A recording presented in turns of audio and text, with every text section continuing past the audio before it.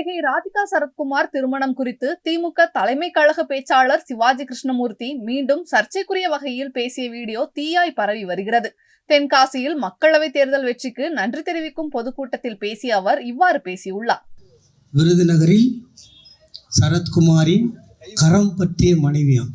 இவர் தான் தோழி மாப்பிள்ளையா இருந்து ஃபர்ஸ்ட் நைட்டு உள்ள அனுப்பிச்சிட்டு வந்தாங்க. அது 4ஆவதா 5ஆவதான்னு யாருக்குடா தெரியும் பாவி. அது ட்ரெஸ் மாத்துற மாதிரி எக்ஸ்சேஞ்சில் மாத்துற ஆள் அது. அதை போய் கரம் பிடித்த அதில் வேற என்னன்னா ராதிகாவையும் சரத்குமாரையும் கரம் பிடித்த ஜோடிகள் சொல்லிட்டு ராமனையும் சீதையும் கரம் பிடித்த ஜோடி.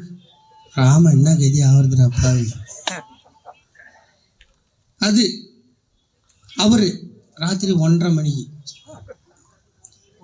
அது போய் இந்த டிவி ஷோலாம் இருக்குது இல்லை நடிச்சுட்டு பொம்பளைன்னா தூங்க தானே செய்வோம். நைட்டு கிட்டி மாட்டிட்டு ராதிகா ராதிகா ராதிகா ராதிகா அது என்ன நினச்சி வேற எதுக்கோ கூப்பிட்றான் ஆளு அப்படின்னு நினச்சி எழுந்து என்னன்னு கேட்டா மோடி கூப்பிடுறாரு போலாமா.